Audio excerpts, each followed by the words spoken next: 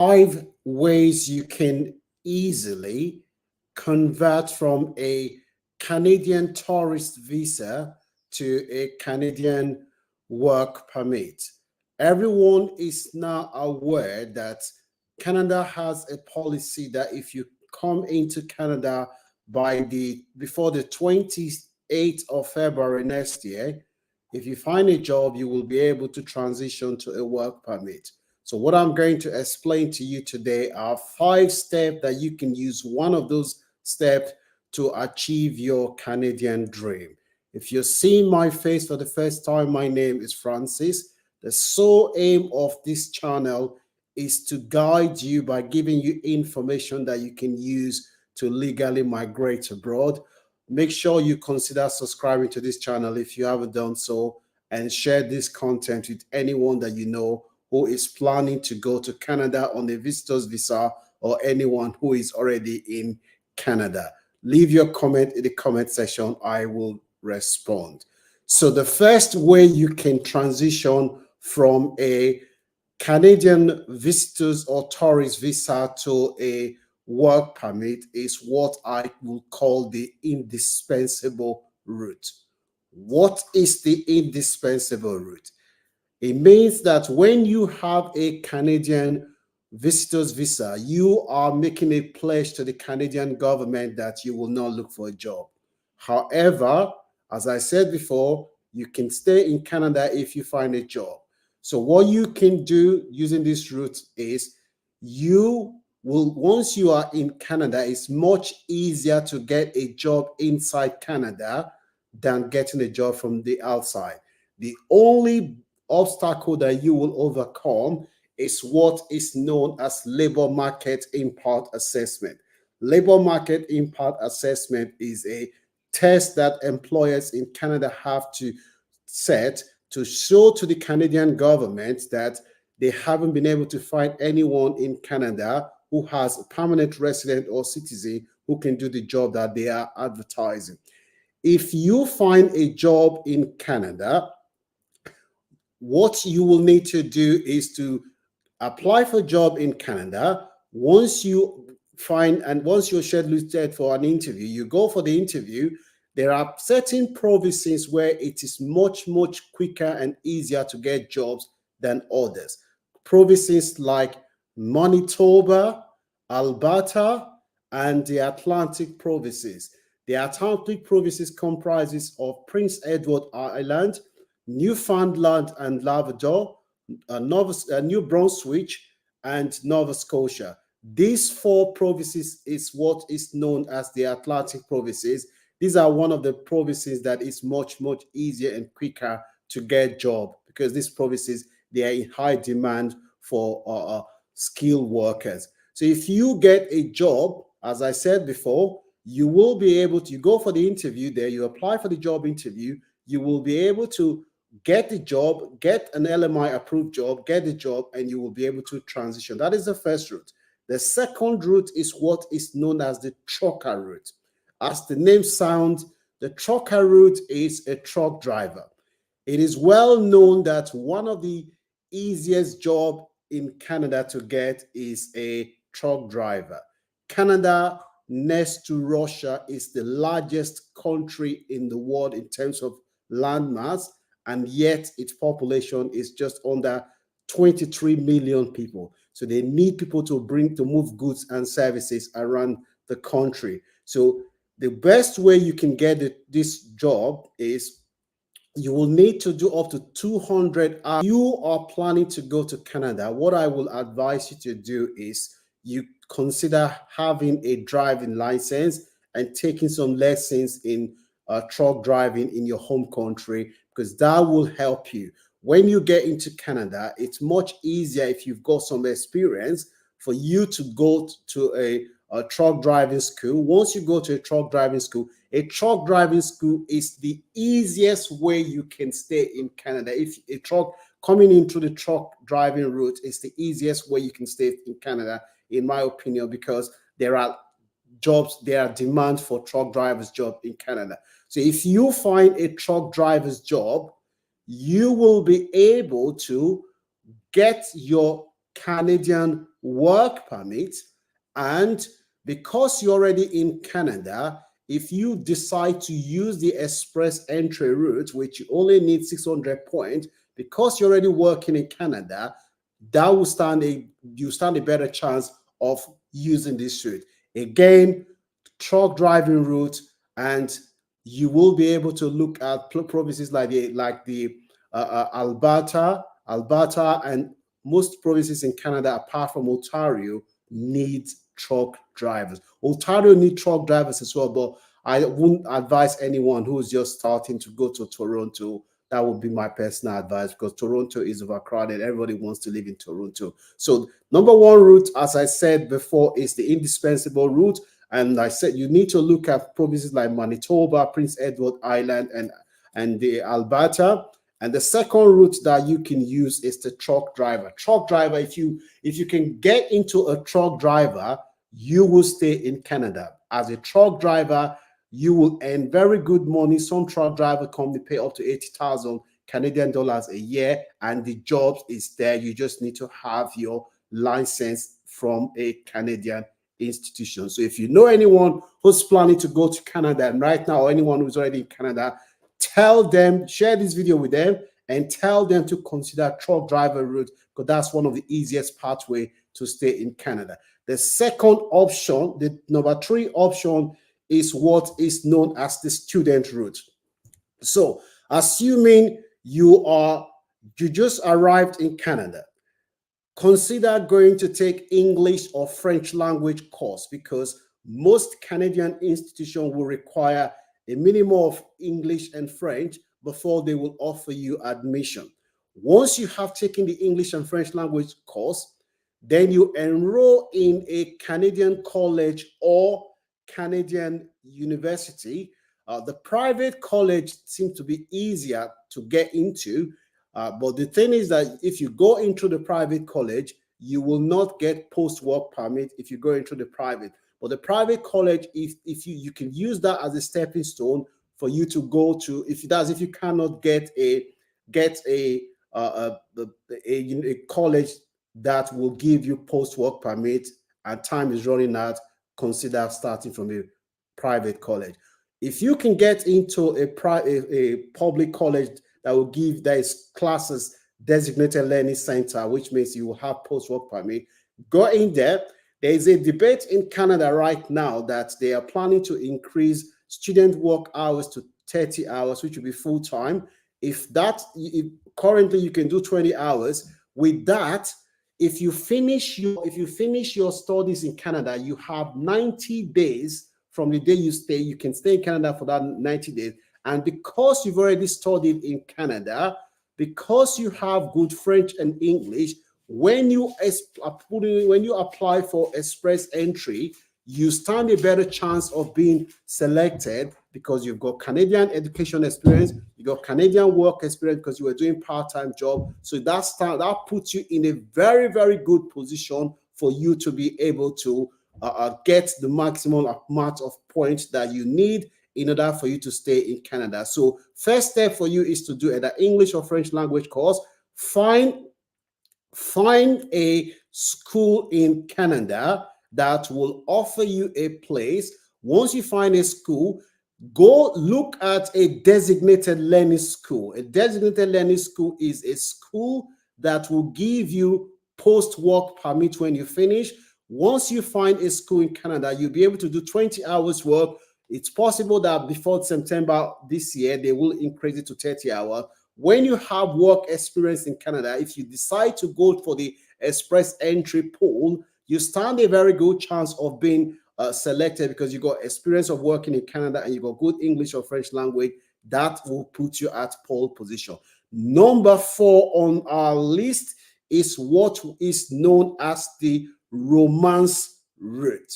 What I mean by romance route is that if you have a girlfriend, boyfriend in Canada, and you come into Canada, you can marry your partner in Canada. And when you marry your partner in Canada, you will be able to get your Canadian permanent resident.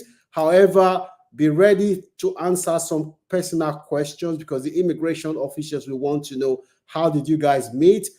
How much you know about your partner? What kind of clothes does your partner like wearing? What kind of movies she likes to watch or he likes to watch? They will ask you this question to ascertain whether this is a genuine relationship, or you just want to marry your partner in order for you to stay in Canada. So be prepared to answer some personal questions. So the romance route is another pathway that you can use to get your permanent to get your stay in Canada from your visitor or tourist visa.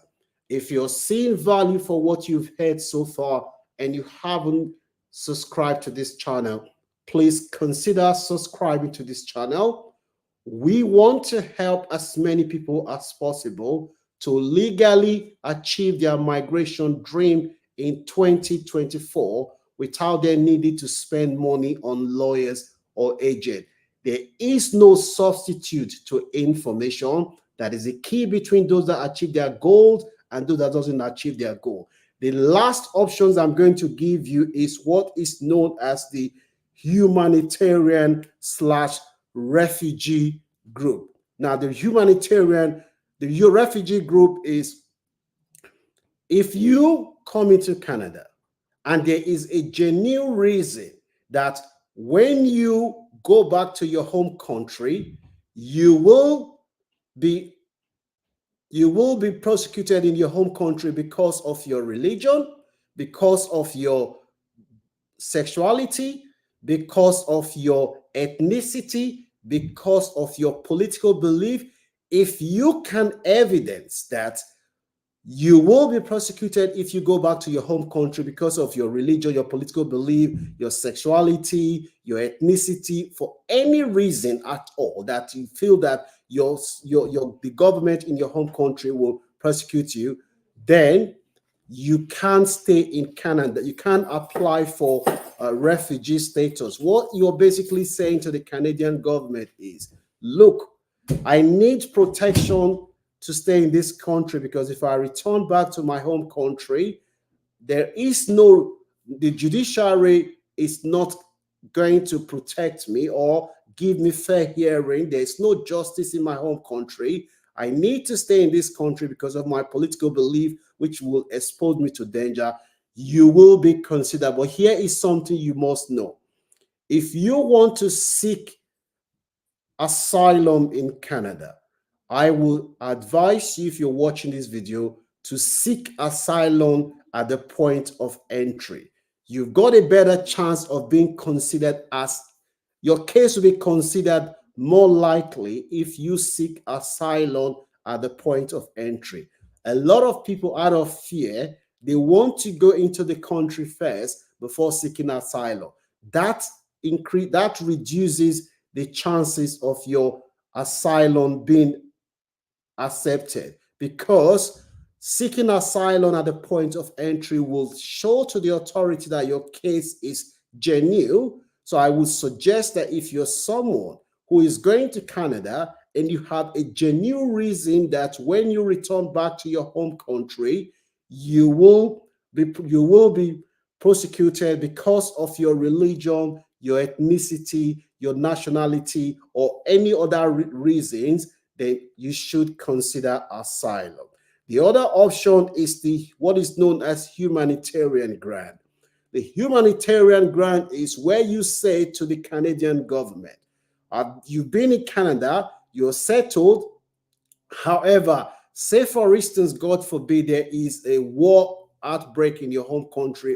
You went to the doctors, you found out that you got serious diagnosis, that you know that in your home country you will not get the kind of treatment that you will receive in Canada. You can't apply to stay in Canada under the humanitarian grant. What you're saying to the Canadian government is, look, you cannot return back to your home country because you're settled in Canada. The kind of treatment, if you're applying on medical grant, the kind of treatment that you will receive in Canada, you will not get access to that kind of treatment in your home countries, and therefore you're asking the Canadian government that you want to stay in the country so that you can receive the treatment. Or for instance, if you came into Canada, there is war or there is a natural disaster in your home country, which means that you will not be able to return back to your country. On that ground, you can apply to remain in Canada on humanitarian grounds. So I've given you 5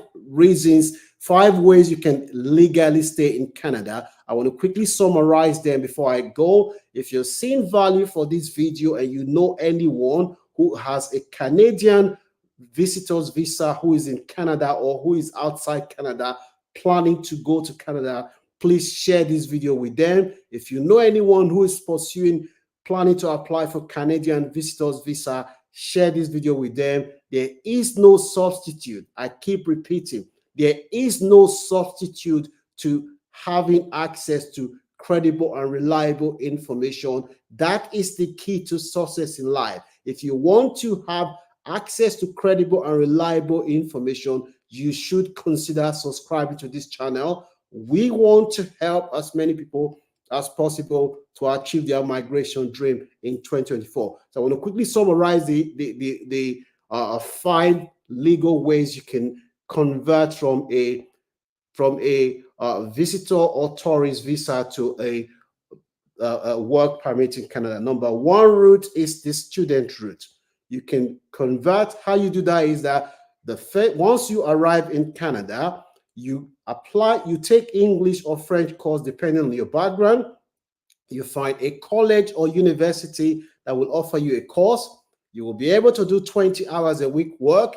Whilst you're in Canada doing that, by the time you finish, because you've already worked in Canada with your 20 hours work and because you've already schooled in Canada, you've got a better chance of being considered if you want to go through the express entry route, because you have more points because you're English, because you've stayed in Canada, you worked in Canada. These are factors that will give you high point.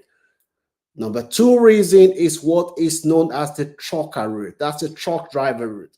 This option means that you come into Canada, before you go to Canada, before you leave Canada, whether you're a man or woman, go and take truck driver lesson. When you go to Canada, you will need to go and take truck driver lesson. If you take truck driver lesson in Canada, you pass, my friend, you are good to go. You will never come back to your home country as a truck driver, because you will get jobs in Canada. Like I said before, after Russia, Canada has the 2nd largest land mass in the world, and the population of Canada is only 23 million people, tiny people, and the land is big. They need truck drivers to move things around. A truck driver can earn up to 80,000 Canadian dollar a year. So the truck driver route is the 2nd route. The 3rd route is what is known as the romance route. You have a girlfriend, boyfriend,